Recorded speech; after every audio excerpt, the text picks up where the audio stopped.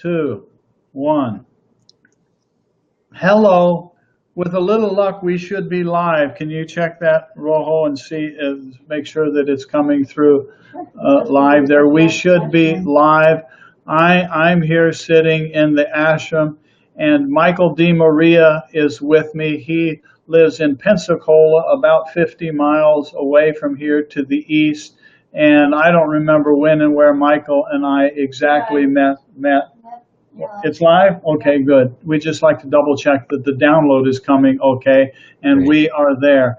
And so we met some years ago, and it's been a sort of mutual admiration, love sort of thing going on, and we bump into each other from time to time, and he's always doing this like this, and and so it's built on love and humor and all like this. And so I told him about this technology, what we were trying to do, and there's no real theme here, but I was hoping that to hear him just talk about yoga in the broadest sense. He teaches postural yoga and meditation, and has been doing therapy as a psychologist with people for many years, and is an award-winning flute player. You may have seen Michael DeMaria's. He's won, I've forgotten the names of the awards, but he's won a few national, international awards for his CDs that he's published on his flute music. Where is that one? Is it right there, Rojo? There's two of them right there. And so here's one that I will show you here that I find this is one of my favorites, but there's a story behind it. The name of this CD is Bindu. And for those of you who know this or may not know it, here, I'm going to turn this ever so slightly so you can see the Om symbol here. This dot at the top of the Om symbol, that is the Bindu. The Bindu is a yogic symbol that everything in diversity springs out of a point and everything returns back to a point. And one day, I've forgotten when it was, something on order of about 10 years ago, I heard from Michael by, I don't know, email or Facebook message or phone or something. And he said, I got to tell you this funny story that happened. He said, I had this idea of putting out a music CD with flute music on it. And he said, I had the idea of entitling it Bindu. And he said, so I thought, well, I should research something. I may be not doing good justice to the story, but it's my version of the story. Michael can tell it more accurately. And so he said he Googled the term Bindu to find out about it. And what it took him to was my website and an article that I had written on Bindu. And so it struck him, of course, as humorous, and contacted me and said, basically, can we talk? And we had a lovely conversation about Bindu. And I visited him over, we were talking about this yesterday, I visited him over in his studio, I don't know what you call it, studio, counseling office place. And Michael is also an artist. And I saw a canvas there on which he had painted an image that had been in my mind decades earlier. I had thought one of these days I should paint this image. And the image was a canvas that is painted totally flat black. And then in the center is a flat black circle that is even more black than the black canvas. And that Michael had painted that thing, and it was on an easel in his studio there. And I just saw it, and it was totally captivating to me. And I said, you won't believe, what you've just put on this thing. And so it was touching. And so it was part of the Bindu. And so, hi, Kate. Kate is with us here. And hello, Kate.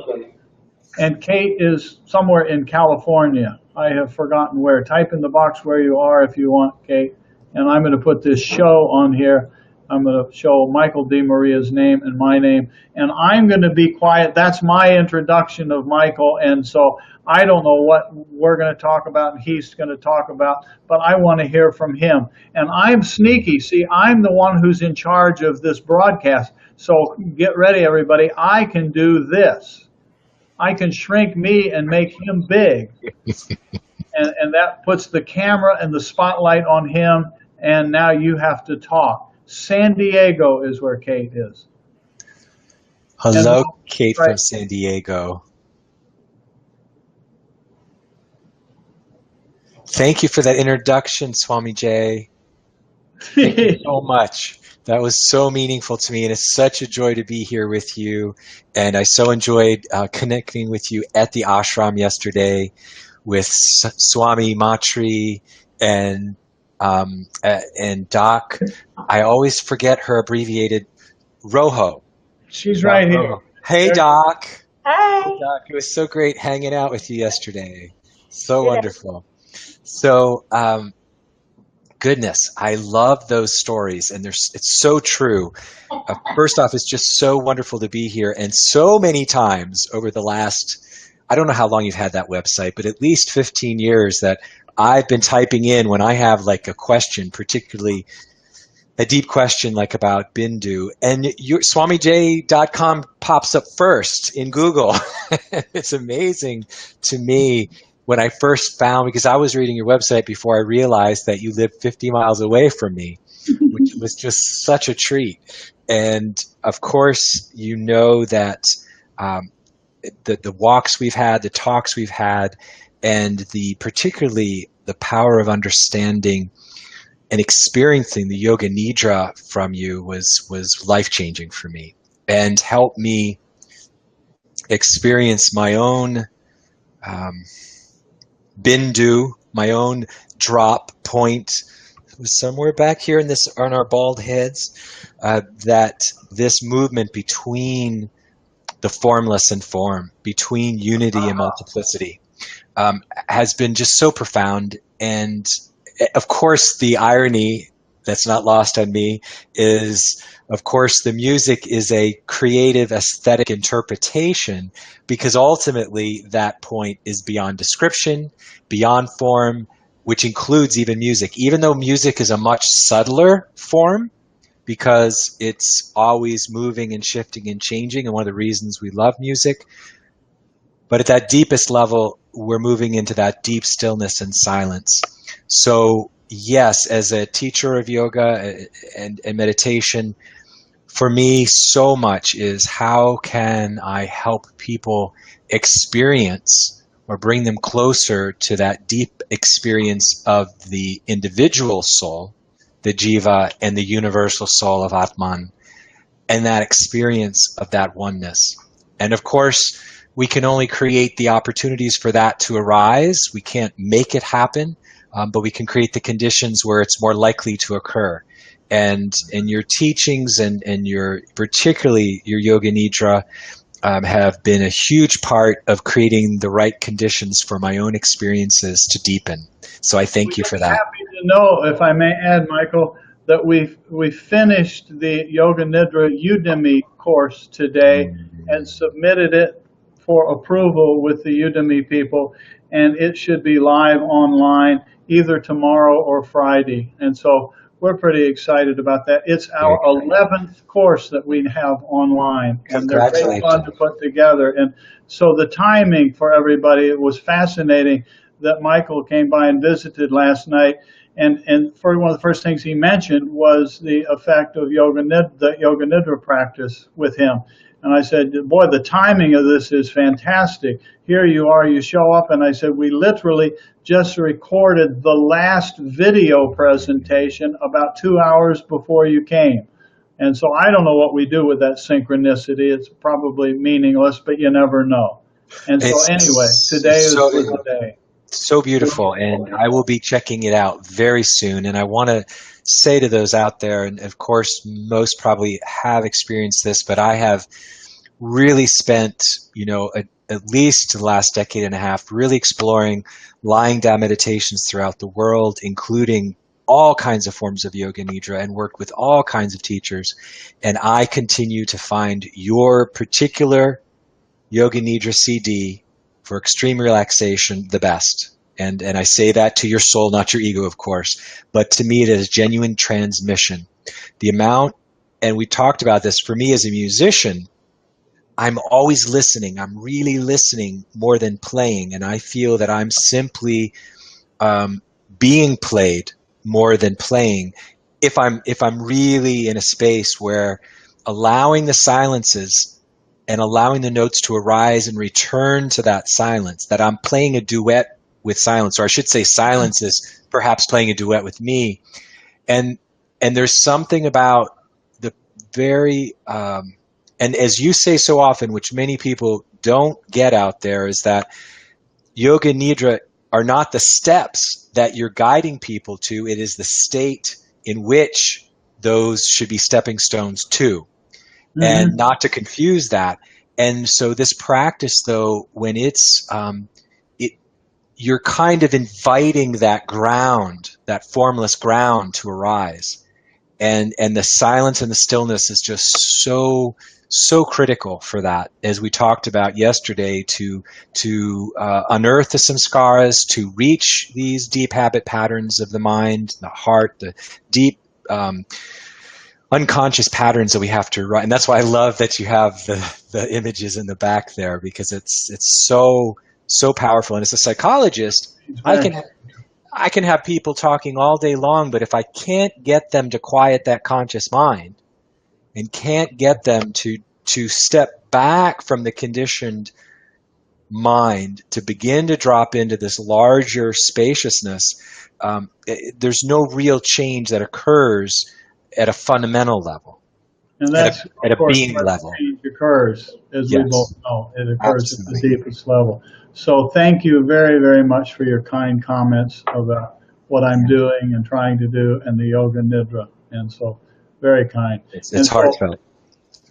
I know it is, and that's the beauty part of it. I know it's heartfelt. And so what else might you want to tell us and the people who are watching us about anything? I don't have an agenda here for this conversation. I just want to listen to Michael. Well, what I so enjoyed, what I took away from our talk yesterday, was we didn't use the word, the Sanskrit word, we used the word play, but lila. Leela. Let's talk about Leela, because I've been smiling ever since our talk, and I was vibrating after our talk about, we talked about Purusha and Prakriti and the sense of how we relate to this, whatever this is, that we're, that. Well, one of the comments, you'll enjoy this. One of the comments that often I find comes out of my mouth when taking a walk somewhere. I can't tell you how many times I've done this with Ma Tree, and after a couple years of this, it finally started sinking her in, and now I hear her doing this all the time. We're walking on, we're all seeking. We're all looking for Atman. We're looking for truth and reality. And I'm walking along, and I'll make the camera a little bigger so I can make the point here. And my arms will go down like this, and I will say out loud, "This is it. This is it. Right here. This is it." And then say, think everything that we have done in all of our lifetimes, and all of this lifetime, and all of that stuff has brought us in this embodied form right here, right now, in this very moment, which applies to the conversation you and I are having right now. And you said along the Ganges, Rishikesh, or in Walmart. Yeah, she said, yeah. Yes, I did. The Himalayas or the Walmart, it's the same thing. Same thing. Yeah, and that's it's so important, particularly in our materialistic, objectifying reification, turning the formless into these objects of the mind that we, where nirvana keeps moving, from Boulder to Rishikesh to San Francisco. Yeah. And it's an inside job. Although I do love that you pointed out the latitude. How did you like the globe that I showed you tonight? That was fabulous. There was, I actually almost posted something today about it. I probably will. It was a figure ground shift about Pensacola and Pensacola Beach being I'll let you say it. I'll let you do it. You tell the story, because the impact that it had on you to see this, that was what was so delightful about it. It's just a globe. It's just a globe. I don't remember what we were talking about. I think it was that Michael and I were talking about, he was grumbling about Pensacola, Florida. I'm sorry to everybody out there in Pensacola. Have you ever looked at Pensacola on a globe? And he said no. And so wait a minute. So I went and got a globe. And so there's the globe. I hold it up again if you want me to. Yes, but you tell the story. So for 36, I grew up in the Northeast in Connecticut. I moved down here against my will at 15. When I went off to graduate school, I said I'd never come back. It's a very long story, but I kept coming back. And I truly have felt like a missionary here, and I didn't quite feel like my ego had very different ideas. But coming back has always been a very, for family, and I have this amazing space. You see my space.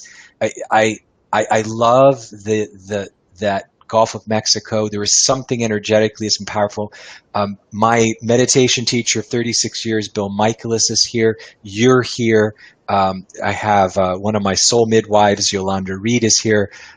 My amazing community is here.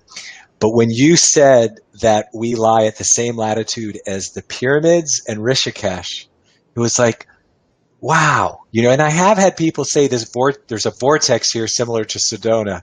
That being aside, I do want to say that the more I have,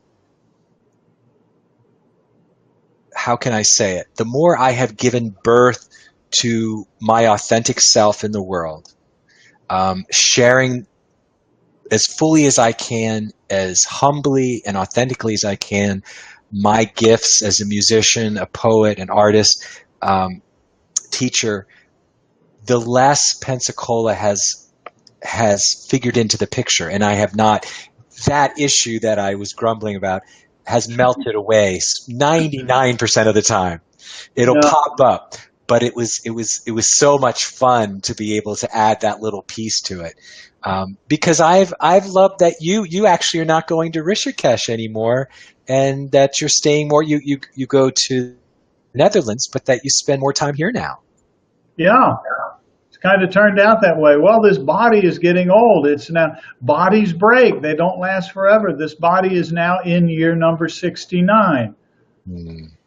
So I get to have the joy of becoming old. Now I know I'm not becoming old. It's the clothes that are aging, but there's a certain fun in that. There's a certain playfulness in that, and it's just part of what's going on. So the traveling is less.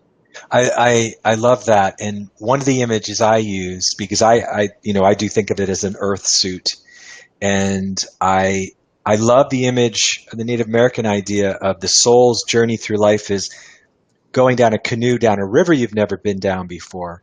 And at first you're very identified with the canoe. And the canoe really is more the body, because as the body and the canoe gets closer to the ocean, which is when the river turns into the ocean, which is my 2 CDs, The River and Ocean, were my first 2 CDs that had to do with this question of what happens when we die. As the canoe gets closer to the ocean, it gets dilapidated, it gets old, it begins to fall apart. And the more you're identified with the canoe, the more you have an issue. But the whole time that the canoe gets older and more decrepit and falling apart, the river has gotten deeper and wider. And that's the soul. And so as we begin to identify more with the river than the canoe, we can really give ourselves towards the end of our lives. If we're truly growing elder and not just older, which teachers like you are such a wonderful reminder of, is that we can delight in that. There's a great poem by David White about if we allow the aging process to be like blows from the carver's hand that brings the deep love to the surface, our wrinkles would become like rivers and feeding the ocean. And so this idea of giving ourselves over to this body beginning to deteriorate as the soul actually emerges more deeply, and the grain or the depth of that. So I love this image of moving from identifying with the body to the soul. But we don't, because we live in an egocentric, materialistic, reductionistic thinking, extroverted culture, which is quite soulless and heartless, we don't have many models of that. Very, very few models. And that's why, what's one of the extraordinary things you do by actually having not only a virtual online, but a physical ashram here in the States, to me, is a wonderful example of that, of a teacher of wisdom, a genuine path that has a long, long lineage. Yep. There's a whole crowd back there. There is. Not as followers, but as they're all lined up pushing. Gently, nurturingly, lovingly pushing. Say, go, go, go. Don't be afraid. Just go out there. Native American culture is very similar. The ancestors, and thanking the teachers and ancestors they say they need us as much as we need them. And that, first you start life and think it's a sprint. Then you realize it's a marathon. And then as you really come into later, you realize it's a relay race. Yeah. Right? Very, very true. Yeah. Very, very true. Well, Michael, I think it's about time I should let you go here. And unless you have some final words of wisdom, but thank you very, very much for hanging out. I hope this was fun for you, and I hope you'll do it again. Anytime. It's such a joy. Okay, I have witnesses now. Absolutely. And also, it's really wonderful to see what you're doing with this technology and really being playful and allowing there being such a way to disseminate this wisdom and compassion and understanding. So thank you for the work you do. Thank you for having me, and I look forward to next time. Okay, thank you for playing. I want to see that other face you made yesterday. Now, Matri wants to see that other face that you made yesterday. Which face was that, Ma? That one. That's the face. Yeah, he gave us that face yesterday. First, he gave us this face like this, and I made some humorous comment to him, and it instantly went into this, which is really rich and playful, and so. Well, I know you and Matri are taking some journeys, so sending special prayers for safe journeys, and stay in touch when you get back, and let's connect. Yeah, there you go. We will more. do. We will do. God Thank bless you you. again. My pleasure. Co-host saying goodbye. Bye-bye. Bye-bye. Talk soon. Bye. Thank you all for listening in. Yeah, I'm sitting there waiting to hear them say, but anyway. So, bye-bye all. Bye.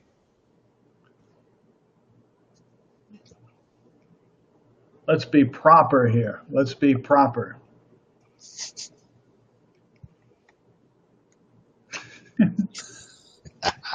It's fun, isn't it? It's wonderful fun. Bye-bye. Bye.